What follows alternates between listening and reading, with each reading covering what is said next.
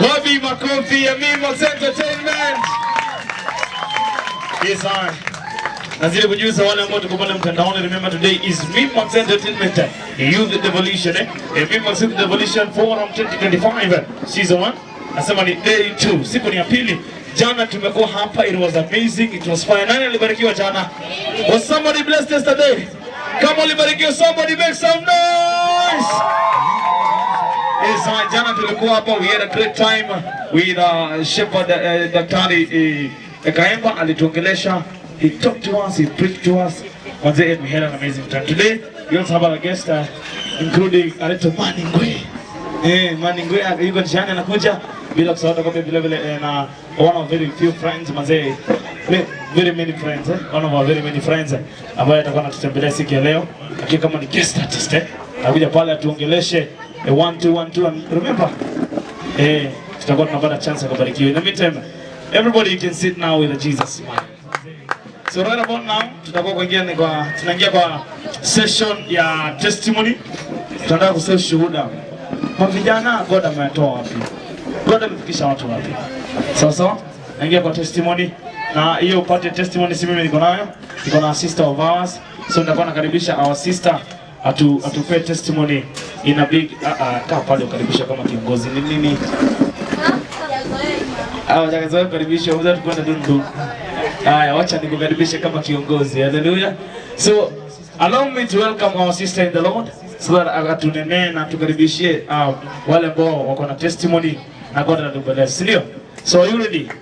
Are you ready? All the way from Tala. Bobby Makofi ya Jennifer Modoni.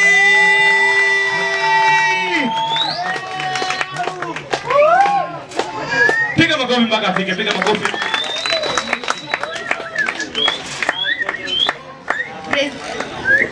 Praise God. Praise God again.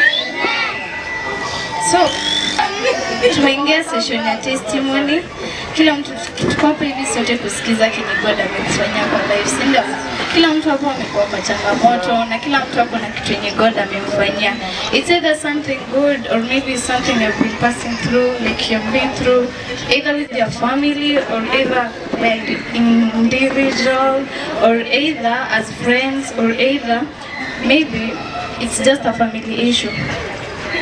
So, number one, let's welcome MC Fielder.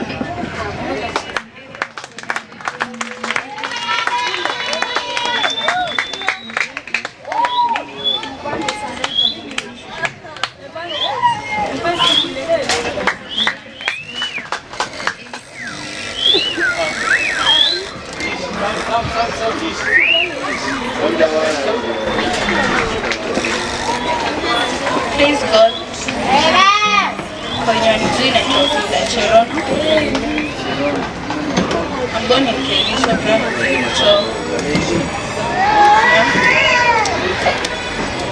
So, maybe before nikuje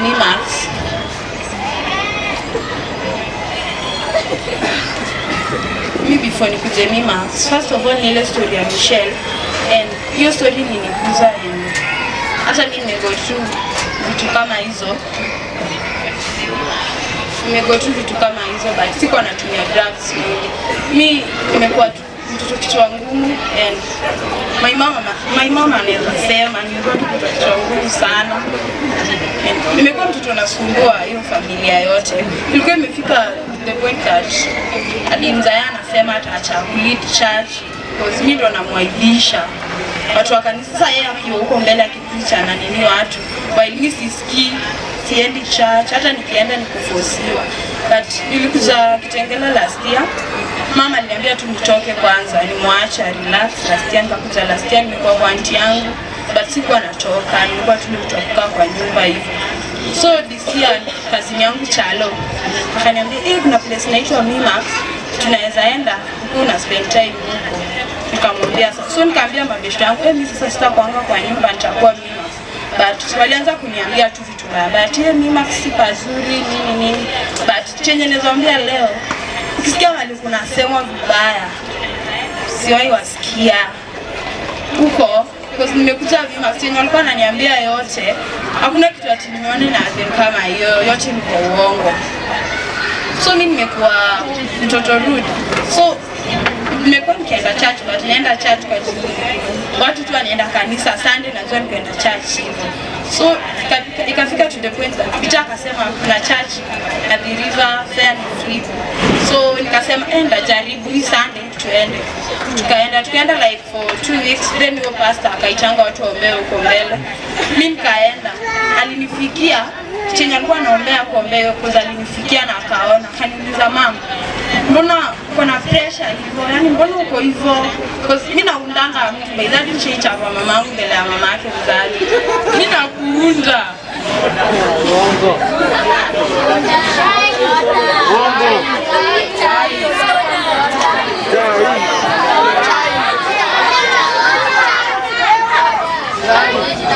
Story ni yangu mnyamazi.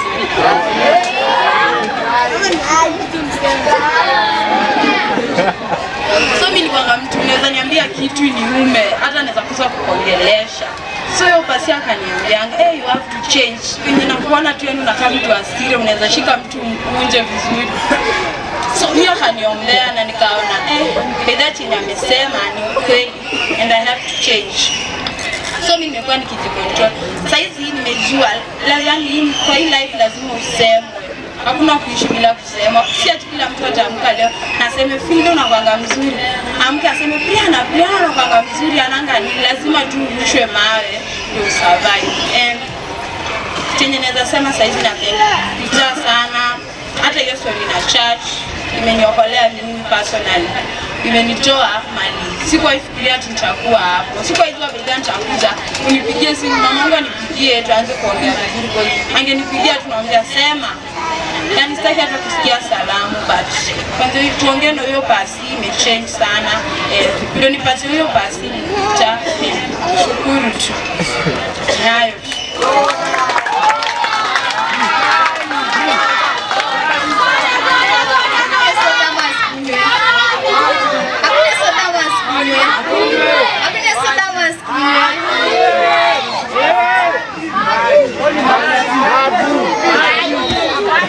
Nikisema next on stage nasema who? Next on stage. Next on stage.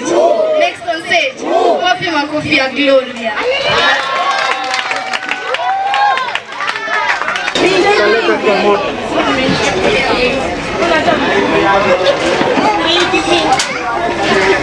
Praise God.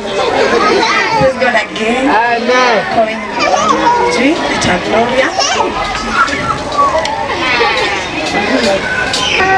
Sisi hatukuwa tunakaa.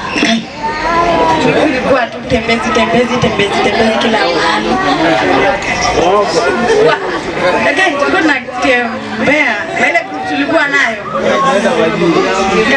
Lazima ushikishe tu. Naye anaoko. Hadi vitu zetu tumetumia hadi mamangu alikuwa anasema, "Mimi sijazaa viumbe vya ajabu, nimezaa watoto." Nyinyi ni viumbe vya ajabu sana vya vitu zenye mnafanya. So ikafika time nilikuja kujua Vimax kupitia Amy. Fulani alikuwa anaitwa Stone, alikuwa mtanga Vimax. Akatuambia, mnashinanga mmetembea mwezi kasi, twendeni nionyeshe Vimax. Ndio muone kama miguu zenu zitatulia. Kukuja Vimax nikapenda tu Vimax. By the time mamangu akajua niko Vimax alifurahi sana. Alikuwa ananiambia, "Nashukuru tu Mungu amtaenda mahali naendaga. Kila time tunashinda tumekosana." Amen. Nashukuru Mungu ndio amenilinda by that time. Nikakuza Vimax bado challenge.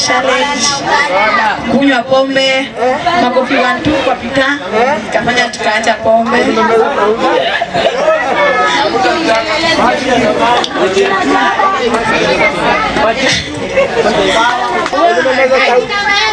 Sisi tunatumia tu hizo wote mabaya.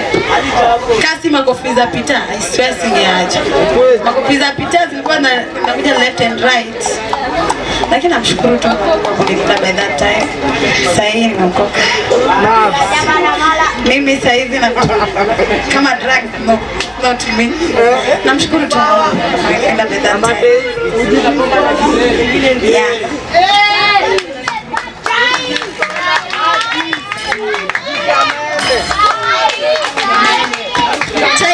maji? Chai ama maji? Uji. Next on stage. Next on stage. Next on stage.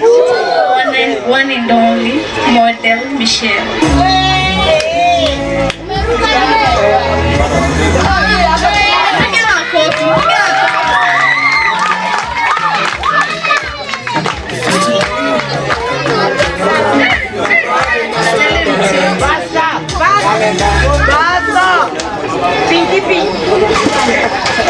Praise God.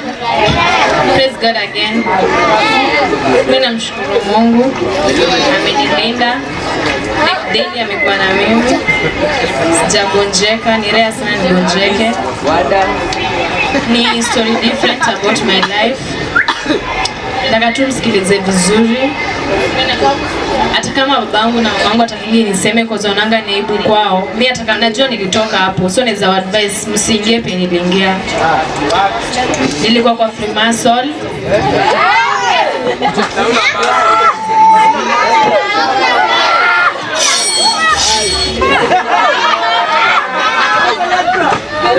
Kama mji Freemason ni nini ni cult. Unajua naelewa hapa. Grown up upstairs sawa. Hamwezi elewa. Most of you hapa mnatingi childish. Sana waambia tunaweza wasaidia kwa maisha. Mnaanza kuongea kama watu wajielewi. As long as mimi kuna watu watanitegea masikio wasikilize wasiingie pendilingia ni sawa. For you guys ni chekeni. Mrana pia mouths kama ma confused elements hakuna shida. Nyonye mtaka kunisikiliza nisikilizeni sawa. Mimi nilikuanga boarding school.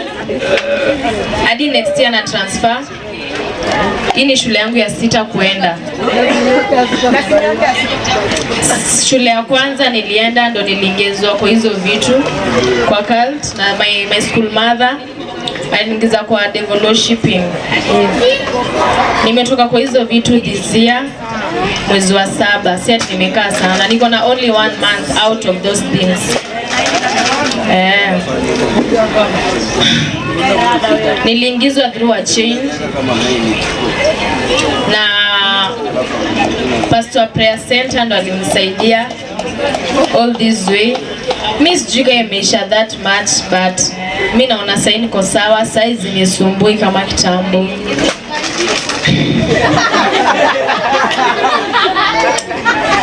No problem, sawa, as long as unipeange anything in this life.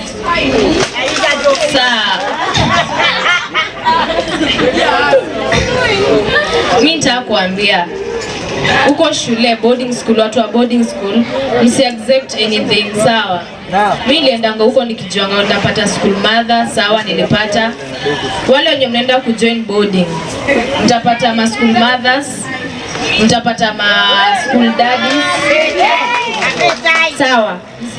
Kwa vijana mtapata ma school daddies, ule mwenye anakuambia hakuna mtu atakubuli shule. Wasichana mtapata school mothers anakuambia ukitaka hii kitu yoyote mimi nitakupea. Lakini choose wisely. Wewe umpelekwa shule na mama yako. Siko na mama nyumbani, kaa vile huko sawa. Mtu asikuja akwambia mimi nitaka kwa mama yako wa shule, usikubali. Mimi niliambiwa hivyo. At first nilikataa. But siku ya pili chukua DH. Nilikuwa naletwa vitu most like naletwa hadi snacks.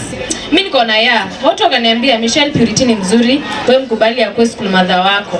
Mimi nikasema I'll take it because group yangu yote watu walikuwa na school mothers. Mimi nikakubali. Siku ya birthday yangu, because birthday yangu ni date 25. Na tulikuwa sasa tunafunga that time, akaniambia sitakuwa na wewe, acha nikupe present. Akanivalisha chain. Hiyo chain I was the only one able kuiona. Hakuna mtu angeiona. Hadi mamangu, hadi mtu yote. Kama uko kwa Freemason ungeona hiyo chain. So ni ile nikienda home naambia mamangu, naambia brother yangu, daddy ona hii chain. Wananiambia uioni. Hapo ndio ilianza. Mama ona hii chain uioni. Na at first hapo shule nikilala kwa ndoto niliota kitu na nika assume nimepewa kitu kwa bowl nikunywe.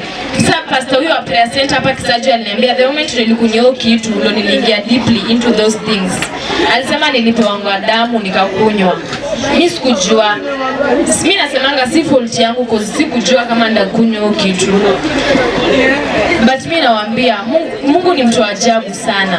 Ilifika time hadi nilikuwa natumiwa nitoe brother yangu kafara, brother yangu mdogo. Nilikuwa naota like mamangu ako hapo kando, sanduku ya brother yangu iko hapo, mamangu amekaa hapo, amevaa hizi morning clothes za yani hizi nguo za kumon za white, analilia mtoto wake amekufa. Mimi sikuelewa ni nini because hiyo time sikuanga najua kama niko kwa Freemason. Like vile tulifunga nikaenda home, ilikuanga like naamka nafanya vitu za ajabu. Mimi sijijui, nikishaishiwa na nguvu na faint. But kenye linibakia ninakuanga na shida ya faint mpaka saa.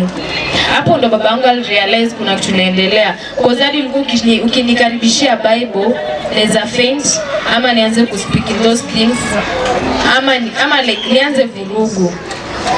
Hadi mimi nisha stab sister yangu kubwa mara 3 kwa tumbo. Hiyo niliambiwa ilikuwa mission, nilikuwa nimetumwa. But hakukufa, alilazwa 1 month na akapona. Ilikuwa mwezi wa 8 tu. Babangu alinipeleka kwa pasta wengi sana, tulienda Kakamega, ikashindikana. Tukaenda kwa Ezekiel for 2 weeks, akaniambia 1 week atapigia babangu simu nirudi, hakupiga tena. Alisema maneno yangu ni magumu cause nilikuwa sijui nafaa nikuwe princess wa Lake Victoria na nilikuwa nishakuwa into those things kabisa. School mother wangu alikuwa queen wa Lake Victoria. Sasa tukatafuta hadi mimi nikachoka. Nikamwambia babangu hadi isini aketa najua. Kila mtu alikuwa ananiogopa. Nilikuwa nikitoka nje wanasema Michelle kwa zile vitu. Mimi usikaribie Michelle. Hadi nilikuwa na hiyo kitu. But hiyo pastor aliniambia ingawa inaonekananga vizuri kama hapa kuna mtu ashai notice siwezi mtaja nani. But nilimkataza kuona inaonekananga ni sign ya Freemason. Hiyo triangle mbili juu na chini then iko na macho katikati.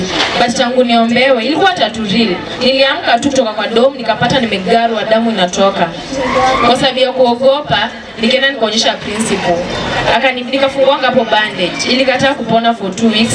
Mpaka vile niliombewa ndio sasa ikakuwa tatu ya black. Vile niliombewa na huyo pastor wa prayer center ilianza kupotea, ilianza kujikata, like inakata into nusu. Mpaka sasa naona inaisha kabisa kwa sababu nimekuwa into church sana. Sasa mimi nawaambia watu mnaenda boarding, be careful na mshukuru Mungu. Kama mimi sasa singekuwa naomba sana kwa sababu sasa hadi naona si faint. Ilikuwa kama vile tunaenda hivyo kesha, mtu waombe, ningefaint hapo na hapo cause yes nimetoka but sijatoka that much cause niliambiwa hadi nilikuwa naenda prayer center maombi. Niliachanga cause mimi niliona sasa niko sawa, sasa si threaten mtu. Nilikuwa nimezoea. Yani hadi nilikuwa nikikasirika una tu reactions zangu like I'm not a normal human being. Either nikwambie wewe nitakuwa ama nikwambie kile nitakufanyikia usinilaumu. Hizo ndo zilikuwa words zangu. Sasa naona mtu akinikosea naweza tulia hivyo tu, batanga yangu ni the same. So mimi nashukuru tu Mungu kama si yeye sasa hivi ningekuwa tu wapi? Sasa ningekuwa maybe nimetoa huyo brother yangu mdogo kafara, but kwa sababu ya God sijamtoa kafara, ako sawa na pia mimi niko sawa na sitawahi acha church. Nashukuru Mungu na bado pia nashukuru mimi Max cause wao ndio wamenifanya nimekuwa into church sana. Nashukuru tu Mungu, nashukuru Peter, nashukuru kila mtu wa Max. Na mkiomba mwendelee kuniombea. Ni hayo tu.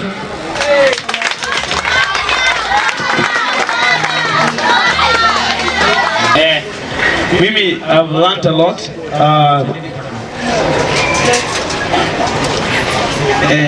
From the story of our sister Michelle Paseme tuambia kwamba as a young person when God gives you a chance to get out of captivity, you should not fear to do what? To testify. Sasa anytime you get that chance, manze vijana wako kwa captivity mingi sana. Kuna mtu kwa captivity ya drugs, mwingine devil worshiper, mwingine homosexuality. Hizi vitu zina happen, hizi vitu za baba nje.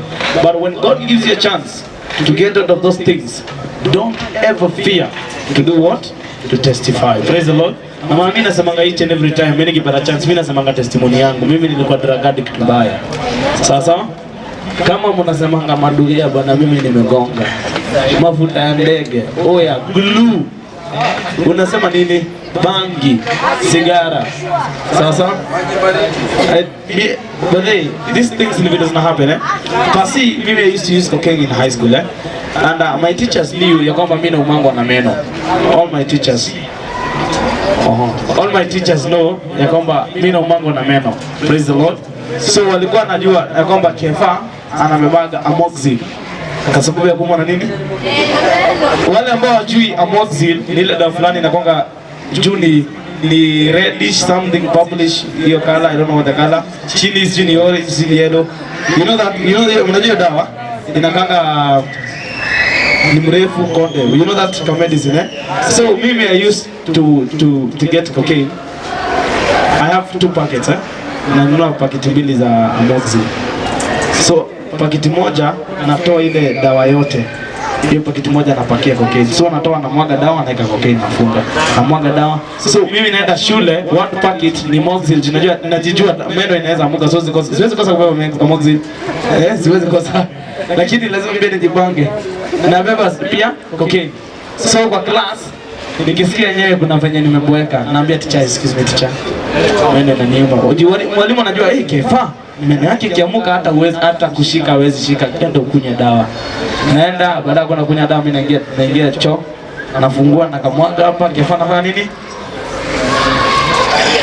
Lazima nikiingia class, what is physics teacher? Physics is the study of modern relations to energy. Go for him.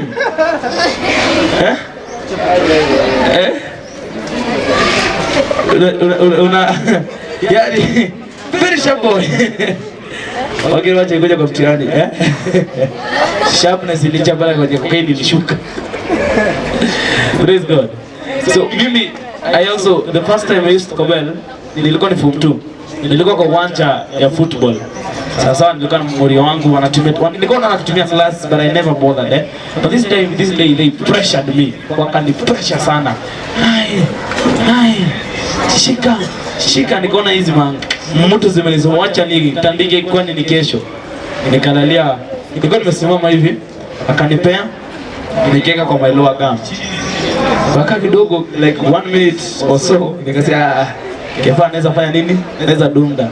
Nikalalia ile flag ile post ya goalkeeper hivi. Nikia boss kaniambia bana, Kefa hapo unaweza shuka bado. Nikakaa chini. Nikia hapo na bado nasikia kizungu, acha nifanye nini? Acha nilale. Nikalala kwa nyasi. Unajua ziniambiaje? Itaanguka juu. Nilikoma na nyasi mama yangu. Alafu wakati nimekoma na hiyo nyasi ndio wakati bell ya sapa inalia. So shule ilikuwa inalia. Haki ya Mungu, nasema ndio watu wanaenda sapa. Na ni Thursday, ni siku ya nyama. Mungu wangu. Mbona? Wakati wanatoka washaenda wakakula, washaosha hata masahani wampeleka dom. Ndio zinaniambia na naanguka aje juu. Hata mimi sina kinaanguka aje juu. Ndio nikaamuka. Nenda ndani unapata form 1 jiona wanawashanga, na wakati wanamaliza hata kwa mlango washafanya cleaning kila mahali, mlango wa kitchen imerudishwa, cooks wanaosha vyombo. Utaenda kusema huko unakula ulikuwa wapi? Nikalala hivyo. So mimi drugs nimetumia. Mimi nasemanga zile drugs nisijaitumia ni za kujidunga. Anakuwa na phobia ya sindano. Hata right now nikienda kwa sababu ndio gunia sindano ya madawa. Nipo gunia imefika hapo hivi. Kuliko nidunge sindano. So kama singekuwa na phobia sindano labda pia hizo ningetumia. Lakini I thank God hizo vitu zote by the grace of God niliwachanga. Praise Jesus. So everybody has a testimony. When you get a chance to testify, ambia watu, kama ulikuwa kwa devotion, ambia watu. Praise Jesus. So people are being changed because of testimony. Hallelujah. Let us go to the next session. Yeah, testimonies. Do you come to the testimonies? Yes. Pigia Kefa makofi anaposhuka. Asante. Wapi makofi ya Kefa? Tunaendelea na testimony. Na pia kuna watoto wanafaa kwenda nyumbani saa hizi. Singependa mzazi niulize, tufika mtoto wako, ningependa ni wa release mwende nyumbani mapema ndio sisi tuendelee. Kuna wale magwiji hapa, terminals. Yeah. Kama Brianna huyo umekaa naye ni mzuri afike nyuma. Hapo wapi ule mwingine mwenye anashindaga akikuja akiniambia wapi makofi ya Lucheni? Asante sana pastor kwa pamoja na sisi. Mungu akubariki. Na kesho kuna kakazi ya MC na DJ ameofa, atakuja soda mzuri kutoka kwake. Yes. Mungu akubariki sana. Thank you. Ako wapi ule mwenye mzazi pia ananipigiaga simu? Okay. Huyo na ule wa pale Sixers.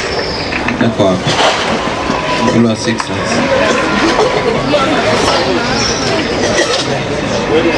Ule wa Sixers ako wapi? Hapana, si alikuwa mama yake alikuwa na mimi leo. Ameenda. Very good. So kama unafaa kufika masaa ya kuku nyumbani, tafadhali usizidi kukaa sana, sababu sisi tuna maushuda hapa kidogo, tunataka tumalize vitu. By the way, kesho tuko hapa same place same time. Mgeni wetu tena atakuja kesho. Kesho pia naona tukiwa pia na Bishop wa Try Jesus, kama atafika sawa,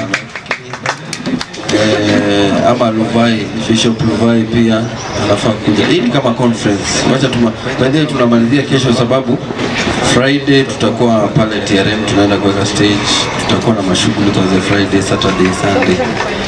So na tena on Friday hiyo ni tarehe 7. Hiyo Friday kuna watu na watuma wafanye kazi ya Little Harvard hapo. Kuna graduation, Brianna officially na Brianna obvious. Ni DJ tu wanataka. So tutafix vitu pale, wabaki pale, sisi tuende TRM. Tuende tu fix vitu zingine zinahitajika. Alafu Saturday sijui kama hii hapa umeongea siku gani?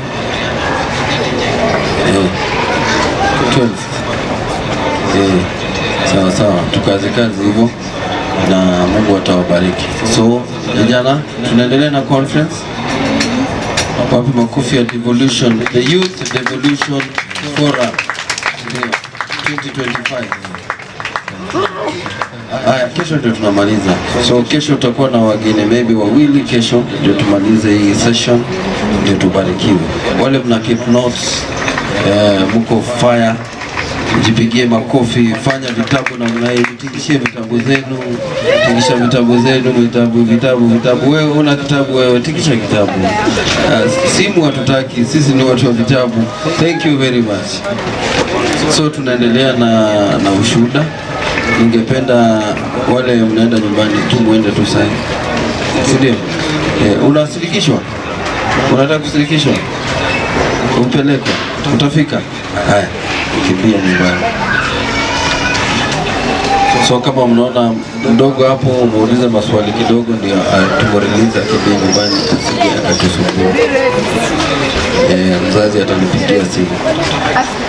Okay. MC, naona tumepata MC mpya ambaye anajulikana Jenny. MC nani sasa? Ni mara yake ya kwanza kushika mic na kulead hizi vitu, na nafurahia sana vile anaendelea kupata personality, anafanya kazi nzuri, si ndio? Wapi makofi ya Jenny anapokuja aendelee.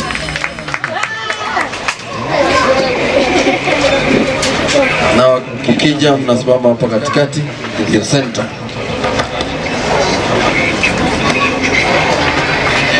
Praise God. Praise God again. Tunaendelea. Number 4, we have tupige Atieno makofi anapokuja kwa stage. You can't tell na kesho. Gani na uwezo wa kuifanya taifanya ni mwisho. Mwambieni huyo devil. Simogopi shetani, sagod yuko nami hadi kifo. Can't tell na kesho. Nipe nguvu na uwezo wa kijana na akili za mzee. Daima niwe. Praise God. Praise God again. Jina naitwa Atieno.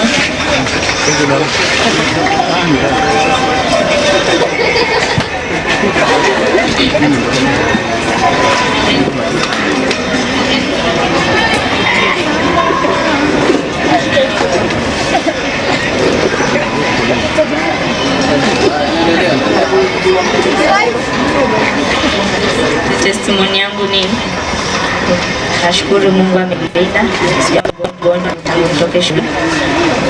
Na kenye ningependa kusema, naweza shukuru Peter amenisaidia sana. Kama si Peter siwezi singekuwa hapa. Amenilinda, ameniokoa. Na mimi kenye naweza sema, usidharau mwenzako. Huwezi jua kenye mwenzako anapitia. Kwanza hii inaenda kwa huyu kijana huyu hapa. Wewe hakuna, mimi unajua kenye ulisema iliniuma hadi wafurahi yange hiyo jina. Sini kichwa.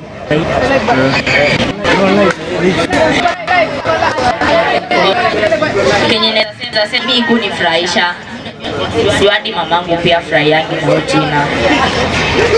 Mimi iliniumiza sana na mimi sikufurahia. Testimony yangu ningependa kushukuru mamangu. Kama si mamangu sisi hapa. Amenilinda. Na hiyo tu ndio kenye naweza sema.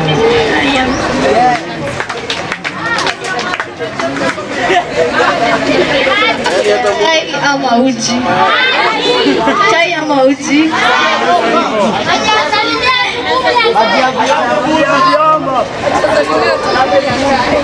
Haya, I'm next, so I think nitawaambia testimony yangu pia. Okay, kitu ya kwanza nitataka kwanza nayo ni kitu yenye Peter anashindanga akiniuliza most of the time. Each and every time Peter anashindanga akiniuliza, Jenny, mbona unakuanga strict kila saa? Hadi akanichagua nitoe testimony. I was like, Santa sema nini? Lakini there's always a reason or something behind your thing. Unaona? Kitu ya kwanza acha nianze ni ya Peter, mbona anakuanga strict hivyo? Na wengine obvious, kuna wengine wanajiulizanga mbona anapenda kunyamaza, ama kuna mwingine anajiulizanga mbona saa zingine napenda kukaa peke yangu. Unaweza pata tuko wengi, lakini when tunatokanga Stella, I think una notice tunaweza tembea tuko wengi tena nabaki peke yangu nyuma, ama tunatembea tuko wengi and then nenda mbele. Acha nianze na Peter, hiyo mbona anakuanga strict hivyo? Okay, kuna this time mi bedhani kama Michelle sikuanga naenda church. I was like Michelle, sikuanga naenda church. Mimi nilikuanga mtu wa kukaa kwa nyumba natumia tu simu. Nilikuanga that kind of a person.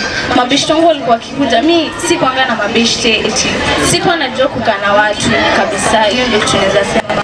Nilikuwa yani sijui nitasema nilikuwa naonaje. Lakini sikuwa napenda kutoka nje ama kuinteract na watu. Okay, time before some years back, before like niokoke and stuff, hivyo nilikuanga mtu wa hasira. Like nilikuanga mtu wa hasira kabisa. Kuna this time I remember ilianza hivi, sikuwa najua. Ndio maana wanasemanga ukipatiwa jina from your family, unaangalia hiyo jina imetoka wapi ama ni nani anakaa hiyo jina. Like kama for example Stella alisema jina yake, si mnajua mimi jina yake alisema inamaanisha.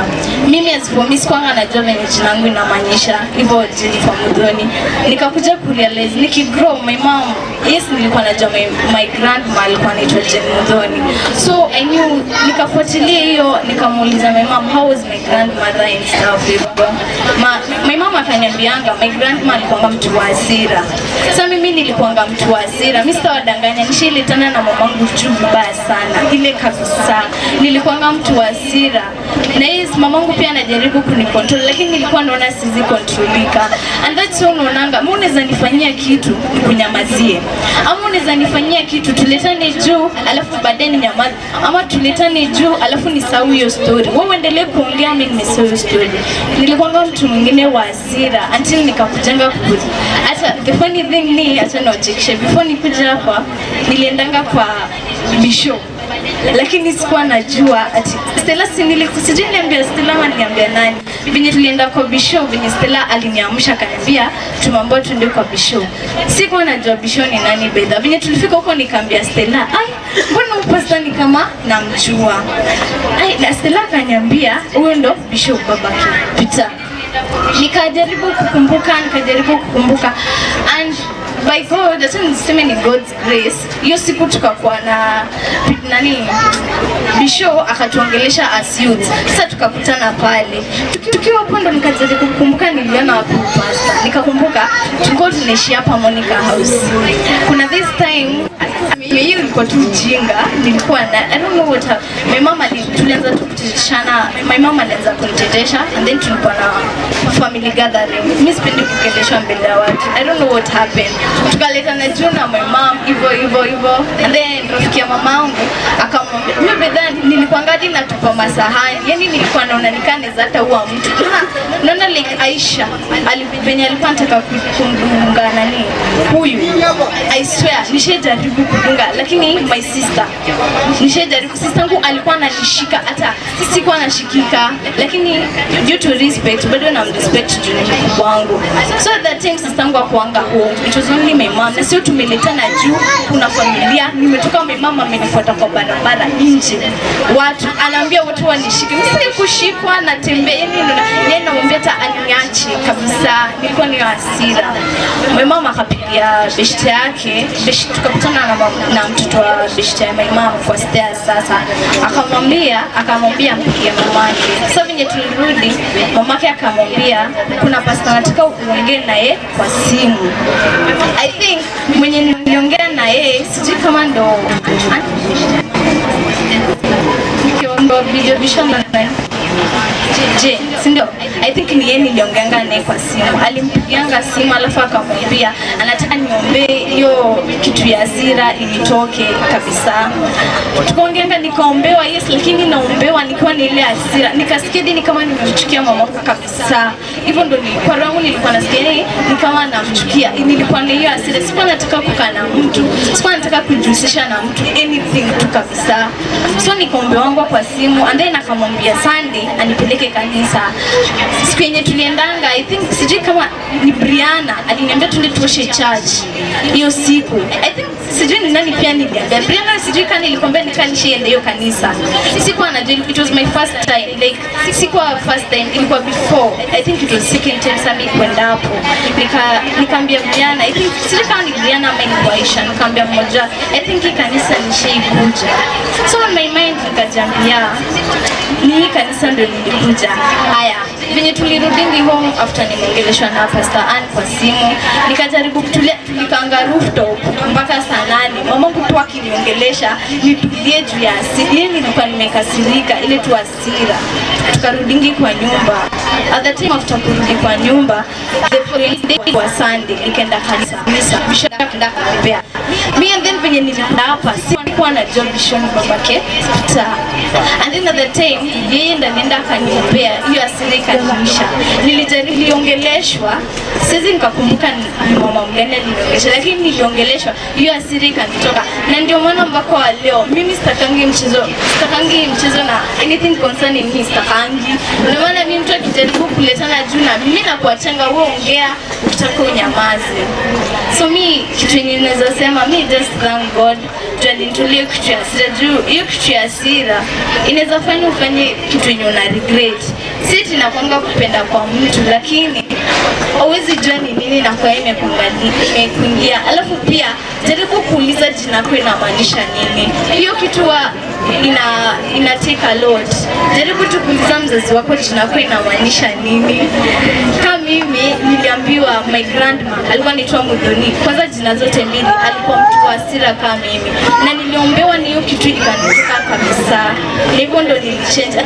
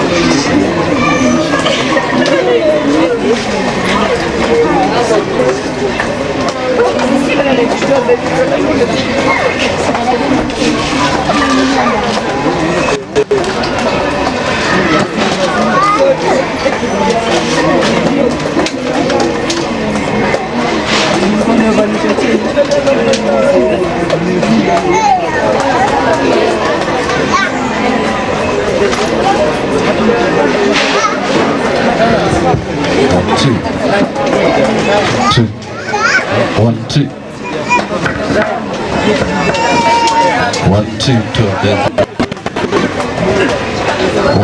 2 2. Na tulieni sasa. Kepa.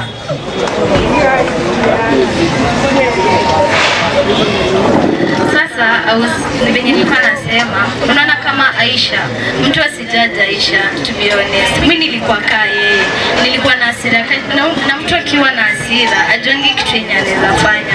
Wewe unaweza fanya mtu kitu na wewe unaweza ongea venye unataka, lakini deep inside ujue mtu mwingine kitu amebeba kwa roho, kitu atakufanyia, atakutolea hasira zake zote. Haya, kitu kingine naweza sema niti mi God amenifanyia vitu mingi, to be honest. Like kama last week I lost my grandpa, last week but one I lost my grandpa, and then nikaenda home tukafanya mazishi kesha. And the same week I think niliambia Kifanda alikuwa anajua, I think Stella peke yake. My father alikuwa hosi, alikuwa ina coma, but I thank God alipona, alitolewa in that coma. Lakini it's God, huwezi jua, ni mambo tu ya God. Ndio mimi naweza kuambia wewe usiongee kuongea, ujue mwingine kitu ameka kwa roho, alafu kila mtu ajaribu kucontrol emotions. Mimi sikuwa najua kucontrol emotions zangu by the way. Ndio maana mimi naweza nifanya kitu, mimi kunyamazia fanya kitu utafanya, lakini mimi the more naongea, mimi huwa nasema hivi, huwezi nifanyia kitu ni nyamaze, juu najua nikinyamaza itaniuma. Sasa hili nikwambie, ukitaka kuendelea kuongea ongea, mimi bora nikishakwambia mimi nitoka, mimi nitakunyamazia tu, tunaona sina shughuli na wewe, lakini mjifunze kucontrol emotions. I praise God.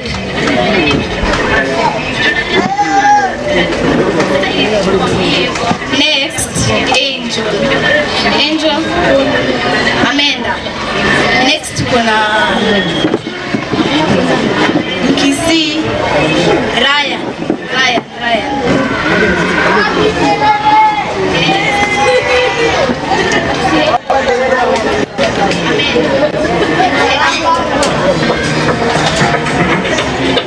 Raise your voice and shout, come on.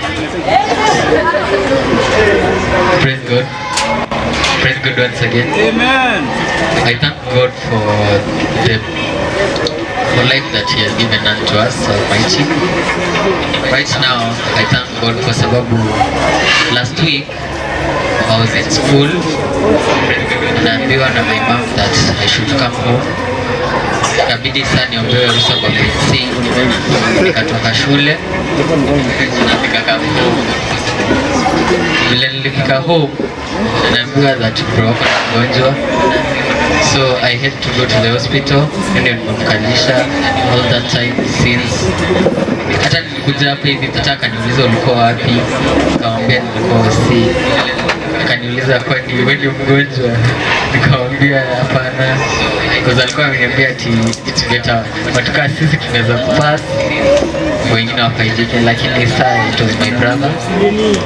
Right now I thank God ako sawa, he is breathing. Alikuwa na shida haiwezi kupumua vizuri, napata headache na yani hapo na headache nyingine mbaya, lakini according na zile prayers za Friday thank God saizi hapo sawa, amekaa leo and actually namshukuru tu Mungu kwa kila kitu kinachotendea. Last week bado the same week tulikuwa na challenges kwa nyumba, lakini according to our prayers imetusaidia. We are good right now in the house. That's it.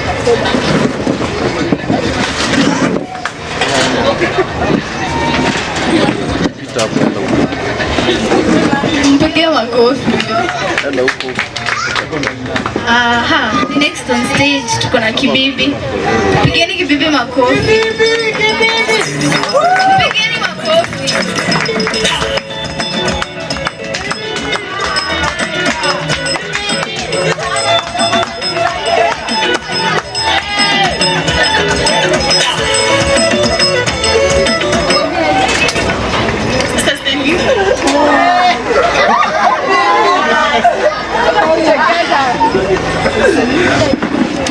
Sasa lakini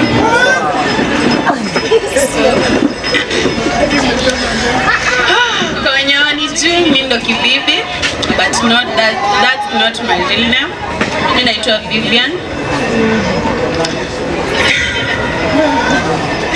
Okay, Vivian Beatrice. So, mimi mwana mmelia kwa testimony za wengine, lakini mimi sijika yangu italiza ama itachesha. So, according kwa testimony ya Michelle, hiyo kitu si uongo, hiyo kitu ni real. Na mimi hiyo kitu janihapenia nao, nilichukuliwa nikiwa grade 3 na ilikuwa nikiingia form 1 second term nioe prince wa Atlantic Ocean. So na hiyo kitu ilikuwa ina control na ni like ilikuwa unasikiza kwanza ndo ucheke juu ujui kitu unacheka maishani. So hiyo kitu ilikuwa ina control kwa birthday. Anytime madange niliuliza nini like mimi sikuwa naweza kuongea na mama, sijaongea na madamu, na hiyo kitu ilileta shida sana kwa familia, ikafanya madangu na mzae wa break up juu hiyo kitu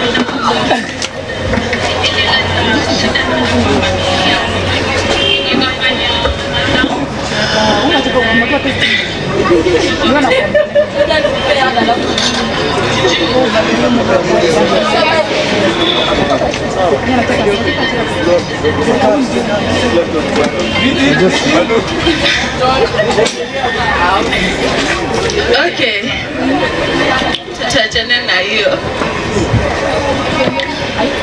Mimi hapa yenye mjaniona hivi juzi masiku sijakuwa poa. Ndio kitu pasi ameongea imeniguza. To my mom, my real mom, alikuwa amerun mad.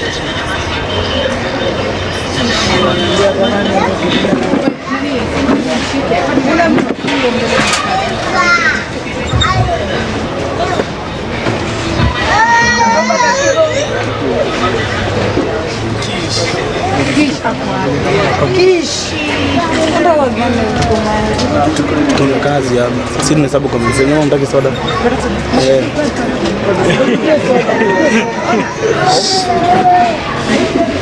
Kitabu yangu iko.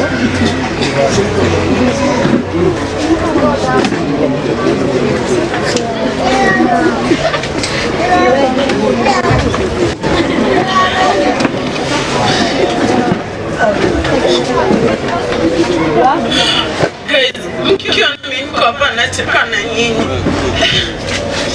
Ukiona niko sana nicheke. Usidhanie mimi ni mjinga sijui kitu nafanya. Najaribu kuzuia uchungu kwa ndani ya roho yangu. Najaribu kujiprevent kufight na mzee iko struggle ingine. Na ukiona na kuavoid, juu umenikosea na sitaki anything happen. Shida iko ya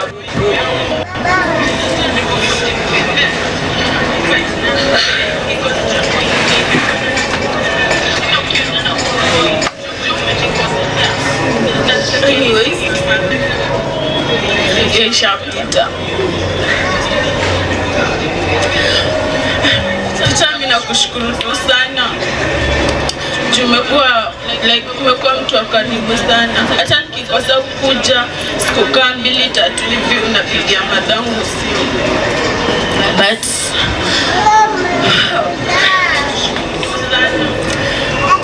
news hatuko kufikishia.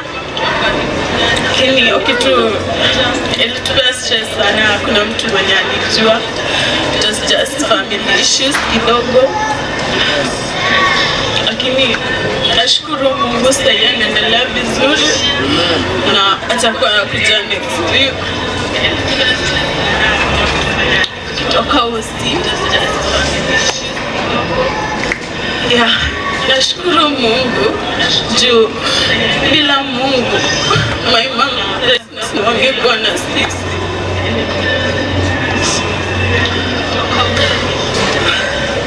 Another thing, napenda watu nyote sana, napenda tu. Leo tu ukinifanyia madharau nikikuangalia hivi nikicheka, nasemanga tu this is nothing. Madharau si kitu kwangu. Ukiangalia mimi, my mom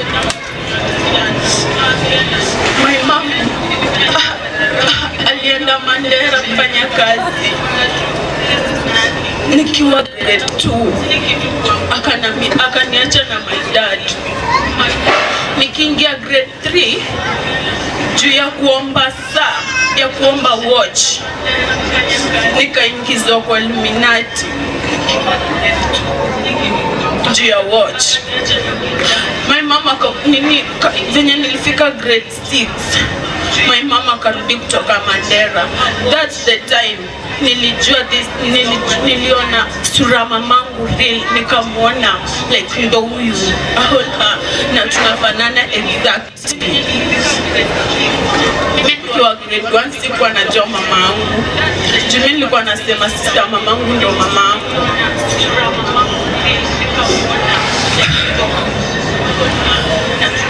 So wakati alikuja kujua ati nimeingizwa kwa hizo vitu, akajaribu kutafuta anyway yenye nitatoka.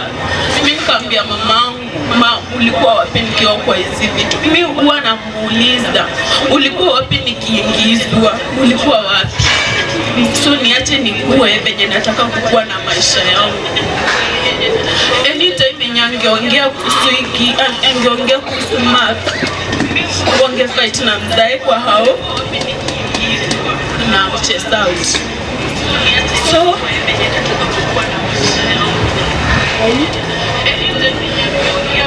hiyo tu, but mimi napenda kuambia mjichunge sana. Hii chain, hii ring na hii watch yenye unaomba msee, hata kwanza, hata mimi niwaambie kitu moja, usiomba mtu kofia, usiomba mtu hairband ya nywele, usiomba mtu bandana unafunga kwa kichwa. Alafu handkerchief, ukiona beshte yako close sana na kupea handkerchief, avoid that person. Hizo handkerchiefs, hizo ndo mission. Hizo ring, hizo chains, hizo ndo mission. Mimi wakati mamangu alikuja kujua ati nimeingia kwa hizi vitu, na wakati alikuwa anataka nitoke, mission ilikuwa yeye. Na kitu yenye ningetumia ilikuwa handkerchief. So I was given handkerchief. Na mimi nilikuwa nakunywa, nilikuwa nakula nyama za watu, nilikuwa nakunywa damu na si uongo. Like for real, nilikuwa nakunywa. Sasa ndo after kupea madangu handkerchief, na I think alikuwa prayer warrior, but not that much. Sasa venye nilimpea handkerchief, she just took it na akaiangalia na akaniuliza umetoa wapi pesa? Nikamwambia mama, nimepewa na mtu fulani mkuletee. Nikamletea. Akasema asante. Day sikumwona na hiyo handkerchief. Nikamuuliza mama, kwani umepeleka wapi handkerchief? Akasema handkerchief ilipotea akiwa kwa gari. Na nikamwangalia kwa ile macho yenye unaangalianga mtu unasikia huyu si kama ananidanganya, afu namshikia kwa waist. Yaani kama tunaweza fight sasa, lakini I never fight with my mom. Na sijai gombana na mamangu kufika point ya kufight. So hizo vitu zenye nimewaambia tu muavoid. Kitu hizo ndo hata yani hizi vitu ndogo, hata ukiona jirani anakuja kukuomba 5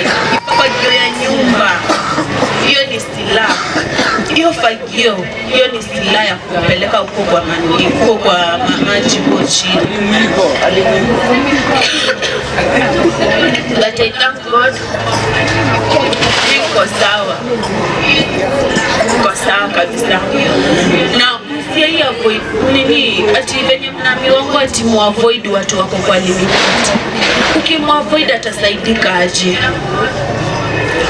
Sasa tuseme tu for example, wewe mama yako amekuambia huyo mtu wako kwa Illuminati, muavoid, usisogea karibu naye, atasaidika aje? Sisi wewe inafaa uende umwambie this is not right. Enda kwa Mungu, anafanya hivi na hivi. Instead ya kumwambia, wewe unaona the main thing ni kumtoroka. Ukienda kutangaza kwa watu wote wako kwa Illuminati, that's not right.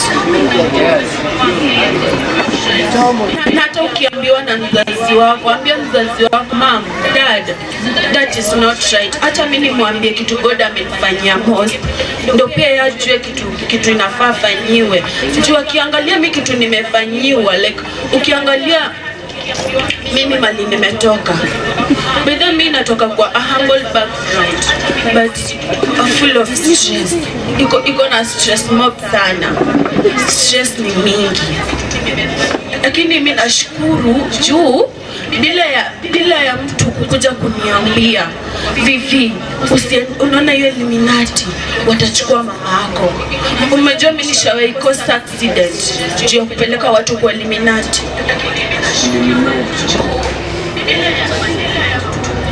Of course najua kuna mtu anaweza believe, but only God knows what I'm saying.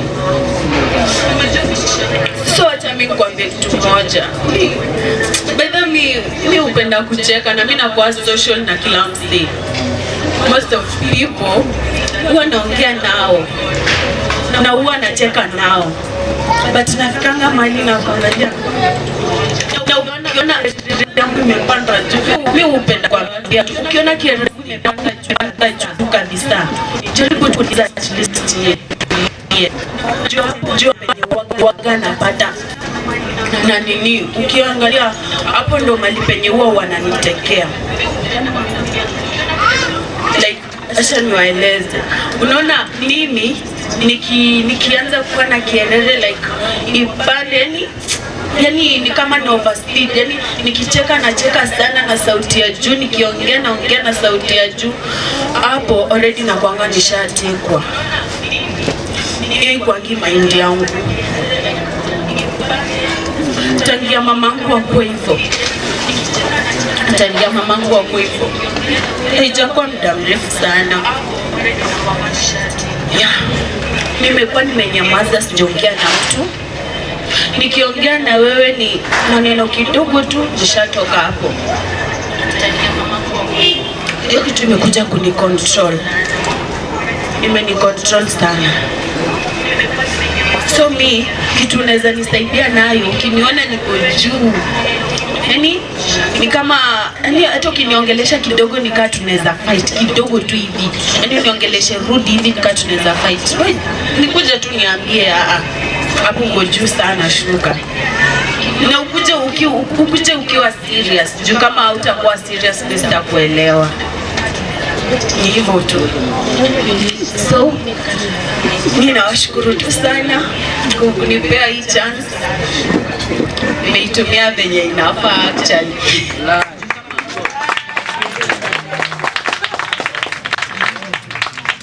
Thank you sana.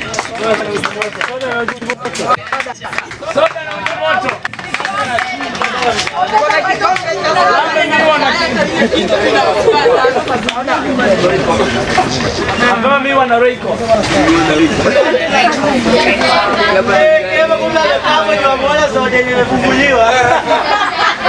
Haya, next tuko na Anuba. Pigeni makofi. Pigeni makofi.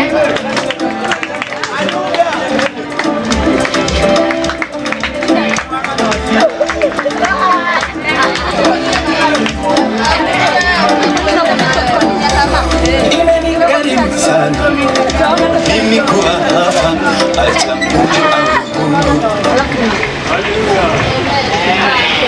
Praise God. Praise God once again. Kwa majina naitwa MC Mavs, jina langu usanii. Sawa.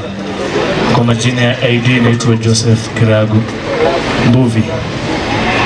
Na kwanza nikianza, kuna kitu moja imenikasirisha. Msichana anatoa testimony yake. Kijana pale, sitaki kuongea vibaya, anacheka. Msichana ako emotions moja analia. Ng'ombe iko pale inacheka. Sorry kwa kuita ng'ombe. But umenikasirisha wewe. Hiyo si tabia nzuri. Sawa. Tufanyaje DJ? Tufanyaje? Thank you. Okay, kwanza nikianza Mr. Kefa. Nataka kuambia mheshimiwa jamaa, by the way, hii si ufala huwa anafanya hapa. Huyu jamaa amemwagiwa mafuta. Unaona huyu jamaa? I remember kuna kesha tuliombewa. This guy prayed for 20 minutes or whatever, 30 minutes. Alikuwa anatuambia sisi wenye tuko tunang'ang'ana kuachana na hiki kitu tamu, lakini inafanya unatembea mbele nyuma. Ni tamu ndio, lakini ukikunywa sana unaenda mbele 2, 3 nyuma, so uende mahali sawa. But I remember Kefa sikia, I remember this guy aliniombea, by the way, and I remember very well. Hadi nilishia na Maria. Na hiyo siku, the following day nilikuwa na shughuli usiku. Mimi napiga shughuli usiku, nikaenda Nuba vizuri. That night nakumbuka, before niende Nuba nilikuwa nimereceive information. Kuna message ilikuwa imeniuma sana. Naomba niliambia Peter niombe. Imeniuma sana, sitaisema hapa. So nikamua mimi baba yangu, nikiwa na stress, nikiwa na hasira, huwa zinanituma hapo. So nikaenda nikajaribu yangu tu, nilikuwa nimekatazwa na Peter na nilikuwa nimeombewa. Nilipiga shughuli vizuri, I remember very well. Ikifika kitu saa 9 tulikuwa tumeitishiwa mzinga ya grants 750 ml.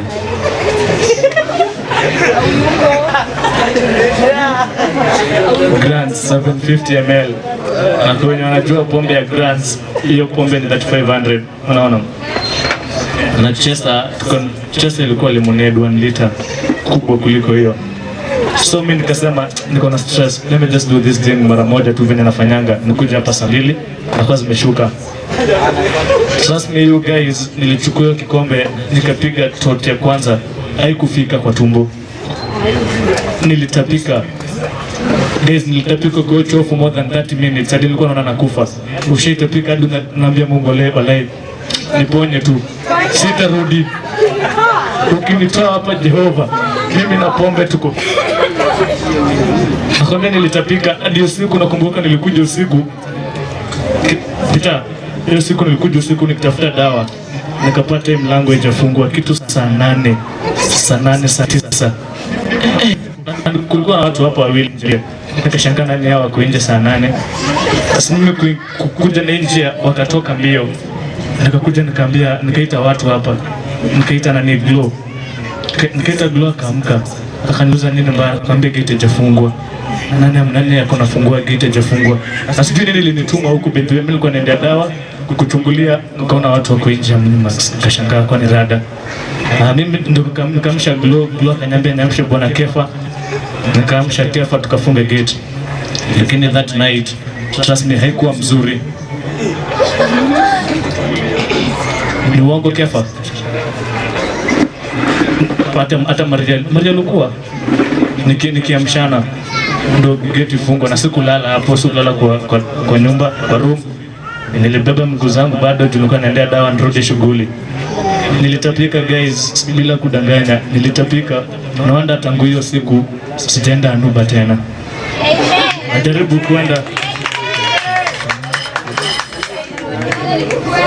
Najaribu kwenda, nasikia niko njaa. Naona acha tunangoje ile paradise yetu saa 6. Ukiongoja saa 6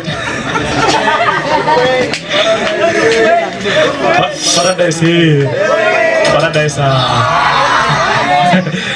ukiongoja paradise saa 6 saa 7, napiga hesabu nyende Nuba saa hii. Na kwa tu nimeenda kulewa na mimi nataka kuacha pombe. Unaona? lakini si rahisi. Kuna ile tamaa, na naomba tu muendelee kuniombea manzio, tamaa initoke kabisa. Kwa MC mimi na MC vizuri, lakini hiyo tabia unaletewa mzinga hawezi kataa. Unaona? Majaribu. Sasa kama MC kuna majaribu mingi sana. Bwana Kefa anaweza shuhudia, si wasichana, si pombe. Bangi mimi sivutangi.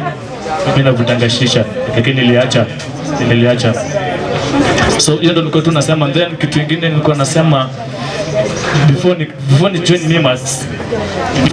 Mimas huko home hapa kwa anko yangu imekuwa very difficult manze. Anko yangu aliambia my mom nitoke Thika. Attention kidogo Jonte, focus kidogo. Nilikuwa nakaa Thika na kitu kilifanya nitoke Thika, sijui kama ni appropriate nikisema hapa.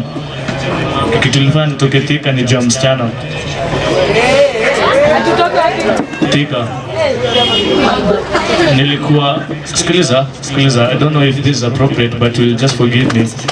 Nilikuwa nimedate na msichana for 1 year.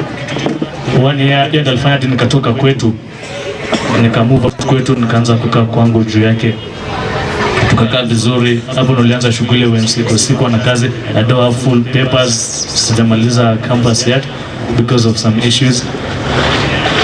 So nikamwa ninge kwa hii industry, nikapiga shughuli. Kumbe my girl nikimwacha kwa nyumba, mimi nikienda shughuli yangu usiku, yeye ako na shughuli yake usiku.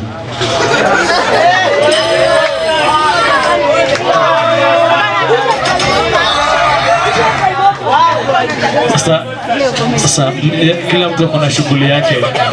Mimi shughuli yangu ni ya pesa, shughuli yake ni ya raha. So I remember very well, nilikuwa na advice ni muache kwa sababu alikuwa ameshaona red flags, turn offs, everything. But mimi ile cha mapenzi nasema ipo siku, kudanganya tu ipo siku. Tafadhali omba Mungu, just pray to God to show you a sign. Usikubali mtu akwambie ipo siku, sawa? Ukiona haiwezi, don't say ipo siku itakuja kukuumiza. Hiyo ipo siku. I remember very well huyo msichana kugongewa. I remember this word, kugongewa is real. Na si kugongewa tu, alinigongea na akapiga signature. Na maanisha aligonga na akaacha mali yake hapo mtoto. So msichana, nimemaliza shughuli, msichana amekuja kuniambia, babe, yes, acha tunikwambie ukweli. Niko like, yeah, naongoja. Kuna siku Wednesday ulikuwa kwa net. Then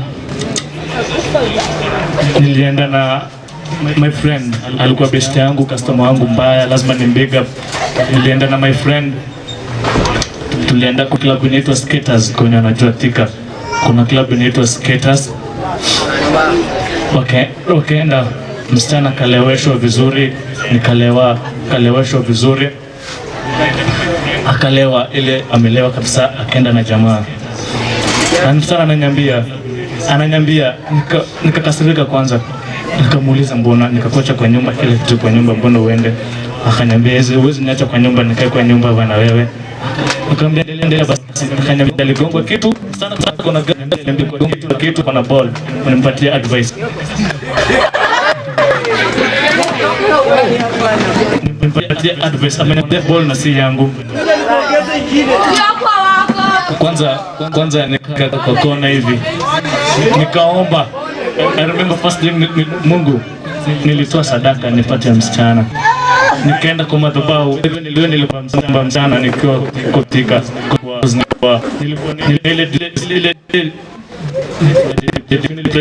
Ile story ilikushit, sikuwa na approach whatever, hiyo kitu iliniaffecting sana.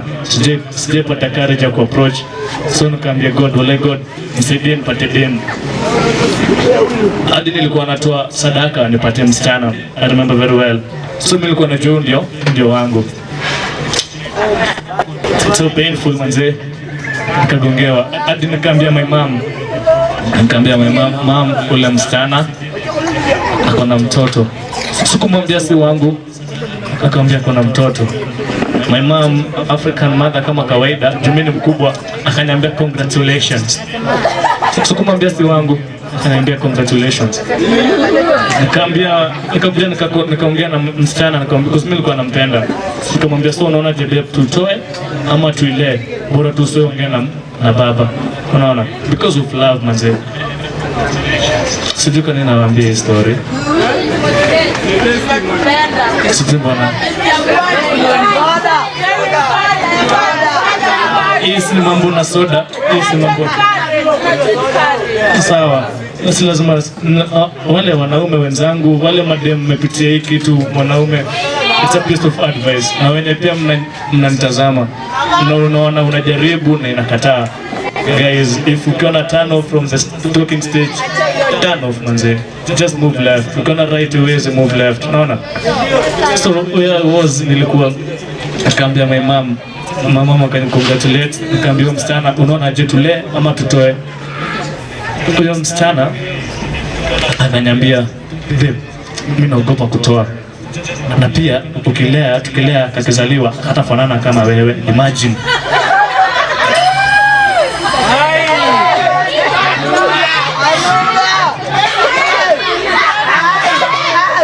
Akaniambia hivyo, nikamuuliza moment of silence, nikamuuliza kwani baba anakaa aje?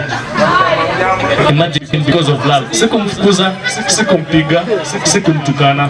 Nikamuuliza kwani baba anakaa aje? Akaanza ku describe baba ako na kitambi, baba ni light skin. Nikajua kwisha, kama baba ni light skin mtoto atakuja akiwa light skin, hapo jamii itakataa. Trust me you, nilikuwa na depression, nilikuwa na stress, hapo ndo niliingia ndani kwa pombe. Because I remember kuna siku nishaikunywa pombe hadi nikatapika damu. Juu ya hasira, siwezi piga msichana, siwezi mfukuza. My mama akaniandikia mental therapist, I remember. Na akaniambia nirudi, nikaachia sana nyumba na ilikuwa yangu. Nikarudi kwa my mom. Because nilikuwa mgonjwa kabisa. Siwezi, kila mahali tuko hadi nilikuwa peke yangu nalia hoi choe.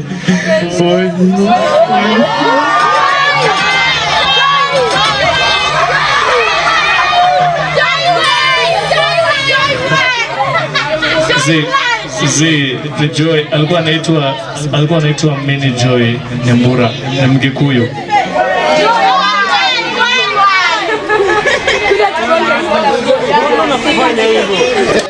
Manze inauma walai. Inauma. Kile ilifanya nika go deep into MC kwa klabu. Nikukuwa encourage manze. Nikiwa kwa klabu mapenzi hizi nitingisha. Hizi nifanya nikuwe weak, mbona? Siko baya, temptation ziko. Unapata na dem kiki. Dem akona dinga. Kwanza I remember nikimalizia ama wacha hisi yenyu. But what I can say, just respect that guy. Kefa akikwambia your future is bright in Jesus name, you just say amen. Sawa.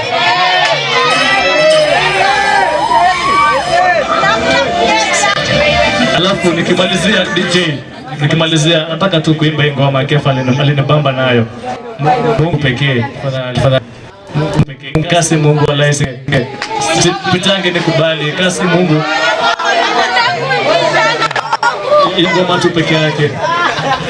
Nani hapa ni pale kwa comment section niongeze mnada. Kuredi DJ. Kuredi kama unajua ngoma pia unaweza nisaidia.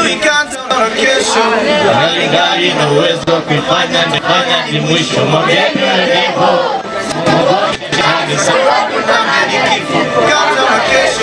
Ipe nguvu na uwezo wa kijana na akili za mzee na imani we.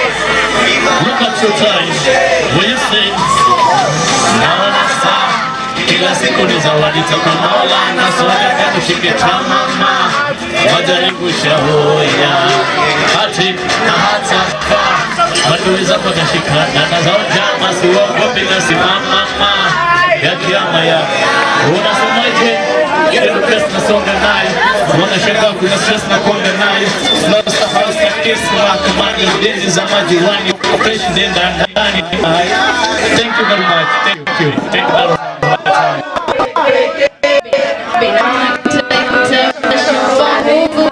Tete. Pigeni, next on stage ni Shedi, mpige makofi.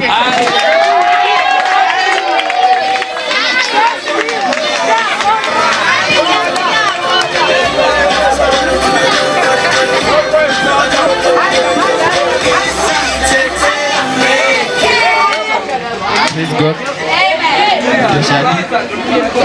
Mkidoktoa testimony. Na thank God niko uhai na niko uzima. Sasa hizi nadhani God situmii drug yoyote tangu last week.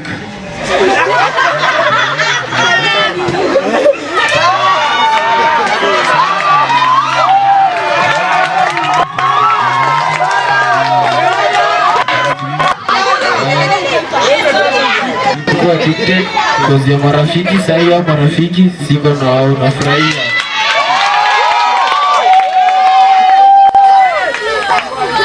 Tuliwachinja aidha God kitu kingine nasema mimi nafurahia tu sasa niko uhai because kitambo venye nilikuanga hakuna nimepita kama sijavuta bangi karibu 3 maina sasa hivi siwezi hata Oris kusema kwa compose.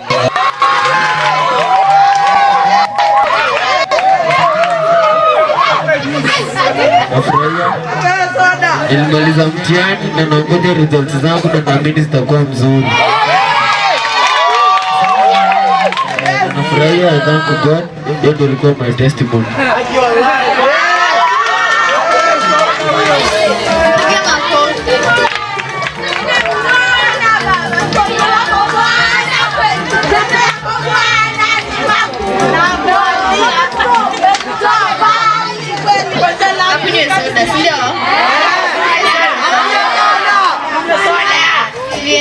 Next on stage, nataka welcome Rocky, mpige makofi.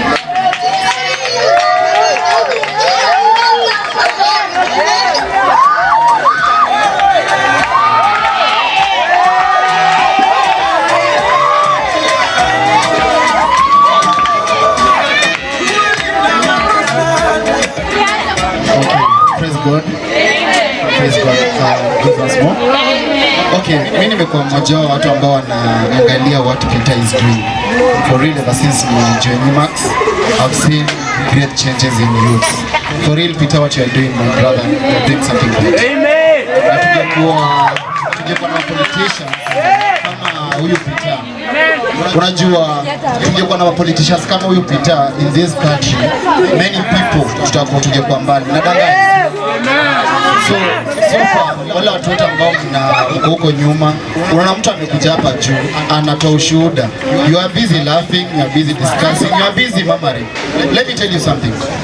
When you mtoto saizi, you are uko hapa. Saizi naongea nasema nilikuwa mambo na Illuminati, utacheka hapo nyuma because you see like ni ujinga. Sisi watu tumesoma boarding school, tumesoma hizo shule zenye ziko na hizo vitu. Tunajua what it means by the word Illuminati. So if you don't know something, please just be quiet. Give that person your time, afanya aje aongee. Sio itakuwa fit. Another thing, mimi nikikuja niongee hapa mbele napatia mtu fulani pale nyuma challenge. Umekuja kama msameongea kuhusu bangi. There's a lady maalisha niliguza jana. You are talking about drugs. Unajua ukiongea hivyo kuna mwana anatumia hapo nyuma anaona hizi ni effects. Unasikia? Anaona effects. Na anakaa pale nyuma anasema sitafanya. Unaona? Mimi to rise to be who I am today. Dogo knows me very well. I'm a great person in the Luya Nation celebrities. Sasa niliamka jana na nikakuwa vile niko saizi. I've fought, I've tried. Mimi nimetoka kwa familia that is well off, but nimejisimamia, kutoka chini ndio niko vile niko saizi. So kila mtu ako na kitu ya kualipia kwa maisha. Kwa hiyo stories na mambo mingi sitakuja kutoa ushuhuda, nitakuja tu kusema kitu moja. Mimi nilikuwa na gift ya mtu mmoja. Nilikuwa na gift ya mtu mmoja. Mkonyo alitoa ushuhuda. Kisha pia ni siku, si ndio? Nataka nyinyi wenyewe Simesikiza ushuhuda ya kila mtu. Simesikiza ushuhuda ya kila mtu. I just want you people to give me one person. Number one.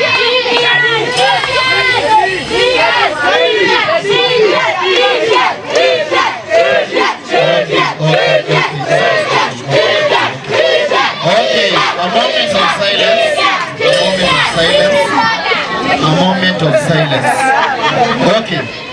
So, your story, sawa, hapo hivyo najua vile mimi nafanya hapo. Peter, na Joseph huko mtandao. I deal with media. Nataka mnipatie mtu mwenye ako na the highest comments kwa hiyo kwa nini live saa hizi. Highest comments. Yeah. Ni nani? Unipatie asiongee hivi leo tuko hivi saa hizi.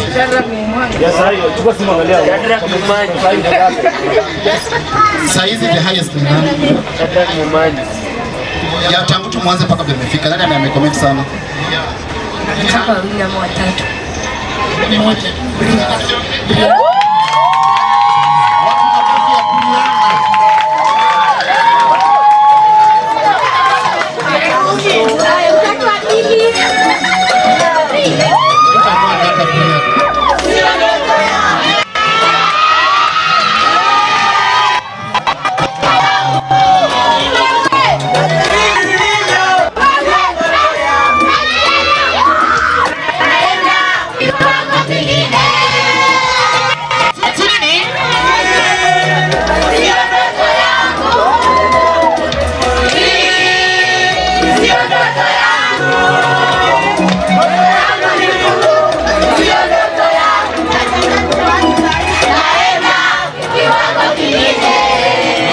Sasa huyo ni award 100 leo kwa the highest commenter kwa live ya leo.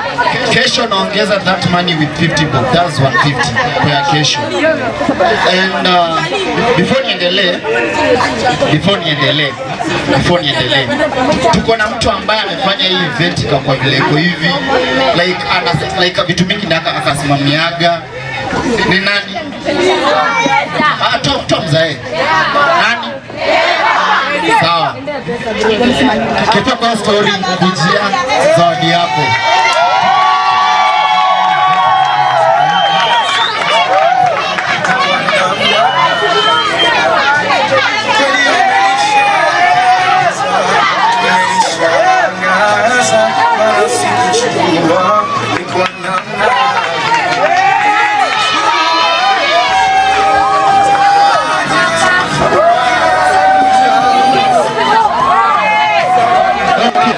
Everything that you do good, there's always a prize on it. Sawa. So, kuna penye tumebaki bado. Tumebaki kwa testimony.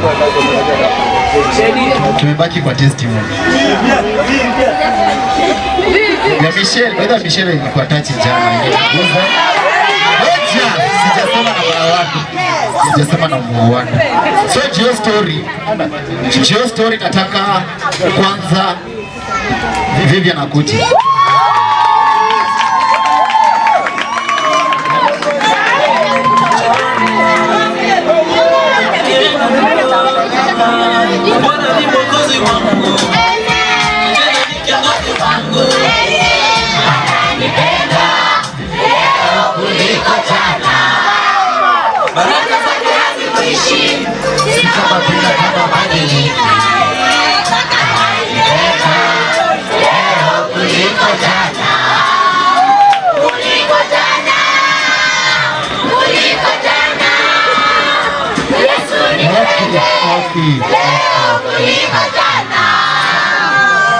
So lazima ni award Michelle.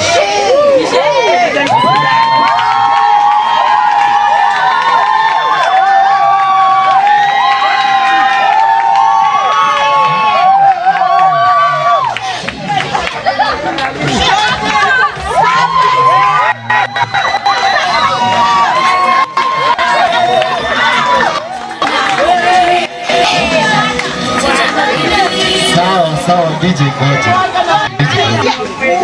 So tukifika hapo hivyo kwa kila present nimepatiana, kwa tu moja nimepeana 50 bob, lakini kwa hizo zote nimepatiana so it means kesho kila yenye nimepeana naongeza 50 bob juu yake, 1050.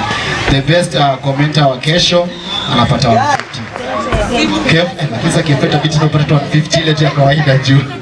Okay, so in the meantime nataka kwa word pia the DJ anafanya kazi nzuri sana kwa nyinyi.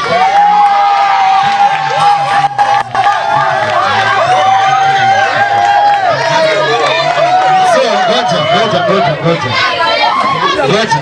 So DJ atagawana na mtu wa media half. So now what the same place? Yes. See the same. Okay. Sawa, nimerudisha. DJ, utakuja.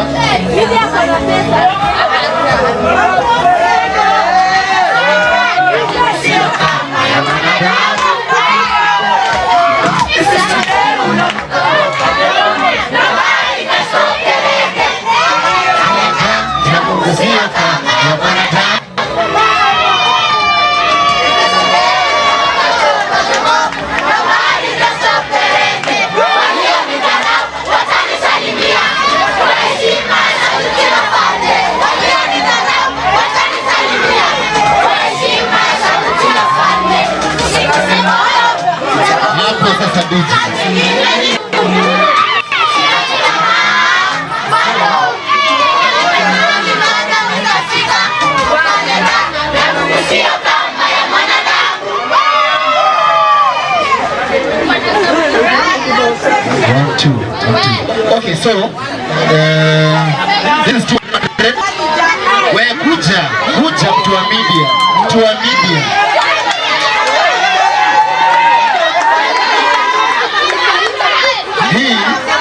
Hii ni 200.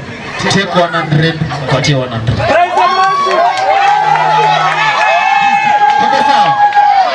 Tuko sawa?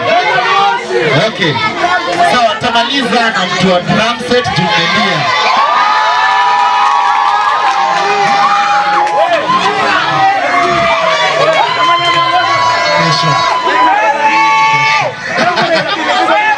Okay, so mtu wa drum set. So kesho ni the same. Don't miss you. Lead man, lead. Yeah? Lead abada ni? Ni nani? Lead huyu. Sawa. Huyu namtumia. Exactly. Sawa, namtumia sasa. Sima iko hapa.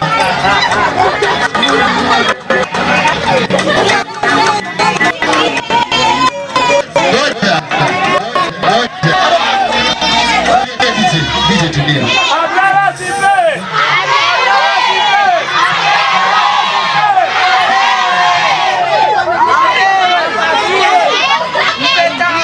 Okay, so sawa. Ngoja.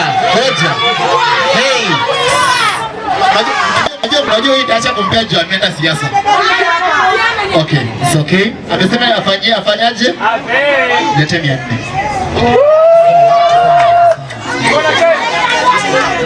Okay, so this is good. Wacha nimalizie, sitaki nimalize time. This is just a word kupatia motisha kwa kitu tunafanya. Date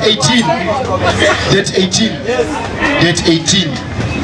Kama unajua unaweza imba, unaweza fanya poem. Si mtakuwa hapa hivi na birthday. That day nakuwa napatiana 1000 kwa mtu tunachagua. Tutaongea na pita hiyo kando. 1000.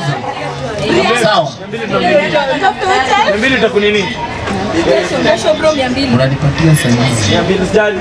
Kesho Deni baki. Sibaki na deni ya mtu na deni baki nyuma, si ndio? So on your date 18 tenda kwa napatiana award. So ngoja tumalizie, sitaki nimalize time. Hiyo siku tutakuwa napatiana award. So kama uko pale umekaa hapo, do something that you know it uplifts na itatufanya pia sisi to a media continue that spirit. Tulianza hivyo kwa tuko mbali sasa hivi. Peter. Please, tu give up na mtoto. Tafadhali tu give up now. Hiyo mtumia zonda. So tuendelee hivyo. Breaking Media, thank you.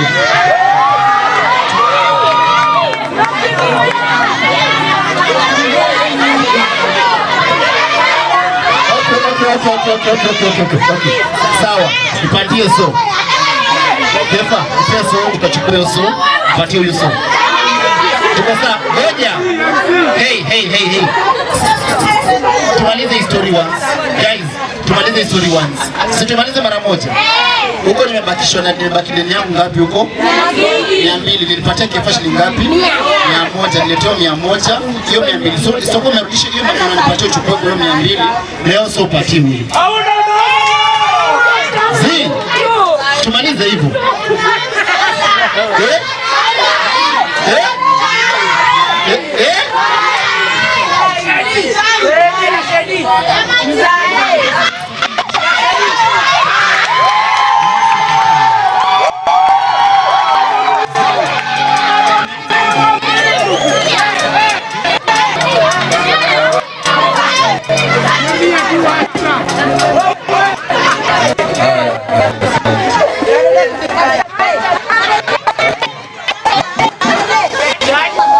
Kiza, bado tulikuwa na ile compare nani ndiye amecomment sana, sio? Lakini before ukuje, wale wote mmetoa ushuhuda, tafadhali kaeni kiti mbele nini wote.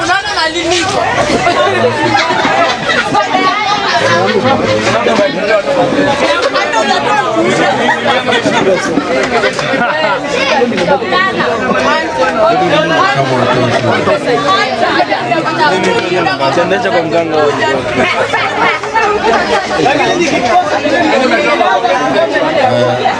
una na safu tafadhali, wasabii chai. Kunywa chai. Kama umekunywa chai, God bless you. By the way, sikiza kitu moja. Nisikize. Tunataka tu encourage vijana wengine kama wanatumia drug, hawasikizani na wazazi nyumbani. Hizo ndio mambo tuna devolve, ndio ili change, ndio lazima kuwe na change. Bwana sifiwe. Ambia mwanzako tutadevolve,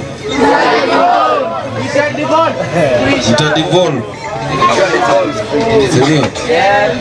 Haya, mimi kuna kitu nitafanya kwa hii familia ya kina Vivi. Kuna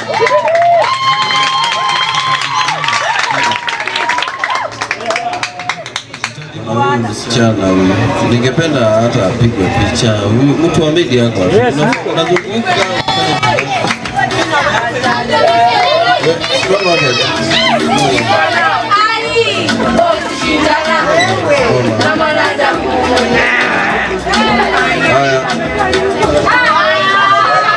kavideo kidogo, kavideo pia ndio yeye akumbuke, na pia itatumiwa mama yake.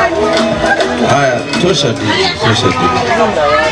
Huyo atanguka. By the way, unajua msichana hajaingia shule, amekaa muda nje sana sababu ya school fees, ndio. Last time ni vile mmeenda shule, msichana amekuwa nje, hajaenda shule. Sasa na mimi nita make decision ya kwamba kuanzia January arudi shule mara moja, pesa itapatikana.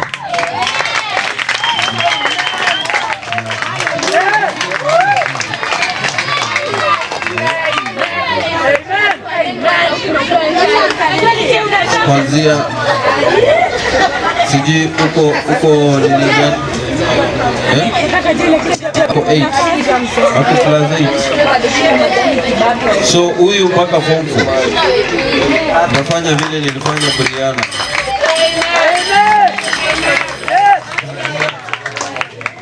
Sasa huyu jukumu yangu ni kumsomesha sasa.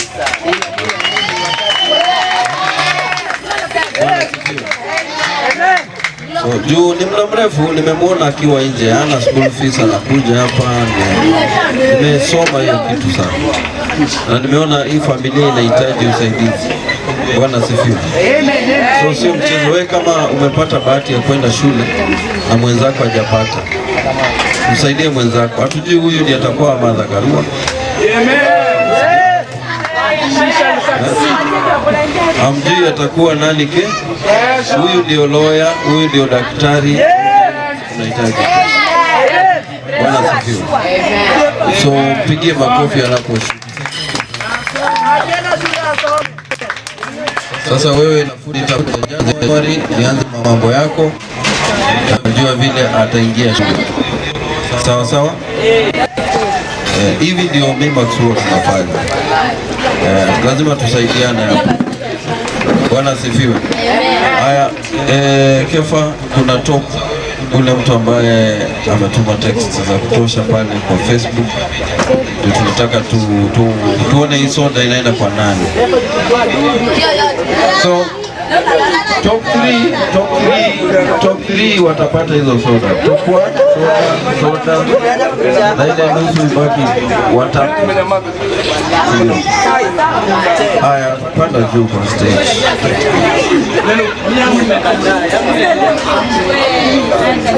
Alafu useme text wali text mara ngapi? Unajua zote zinahesabiwa. Habari zenu? Tumekuwa Bomas Talent Center. Haya, tumefanya hesabu ya 140 votes.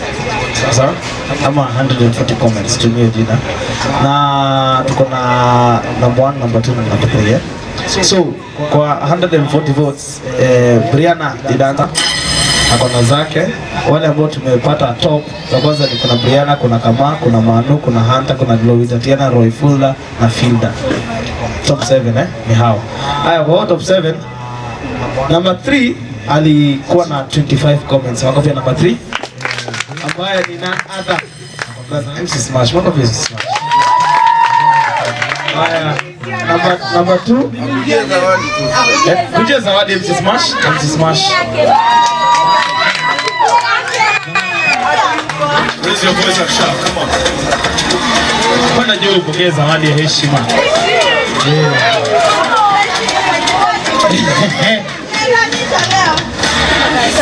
Wapi makofi anapopokea zawadi? Ule mwenye kupigia makofi zikaza. Asante, toka hapa. Haya, number 2 alikuwa na a total of 31 comments. Makofi yake. Yes, I did none other than Machiavelli. Machiavelli. Nilikuwa lazima Machiavelli ndio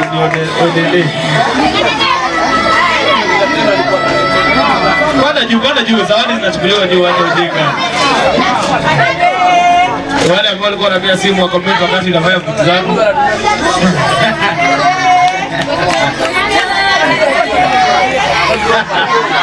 Watu wakipata pesa hapa nje. Haya. And now. Sema and now. With a total of 43 comments. How many comments? Out of 140, sindio? So out of 140 kama mtu akona 43 comments. Kwa hiyo yote ameacha wengine na ngapi? Mingi sana. 143 minus 140 ni ngapi? 43 minus 140 ni wewe peke yako. 43 minus 40 ni ngapi? 90? 90 what? So out of 43 au wengine wote sita wamegawana comments 97. Yeye amechukua 43. Sawa, makofi yake kama piga makofi. So out of 140 comments, wapi makofi ya 43 comments coming from Brianna Didanta.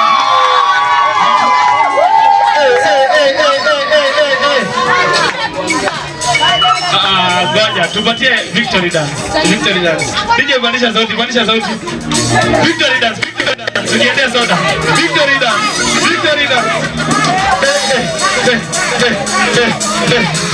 Wapi makofi ya Brianna.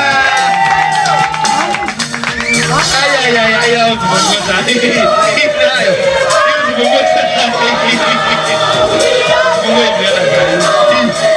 Usipunguza. Tufungulie vijana. Ndio nafungua soda.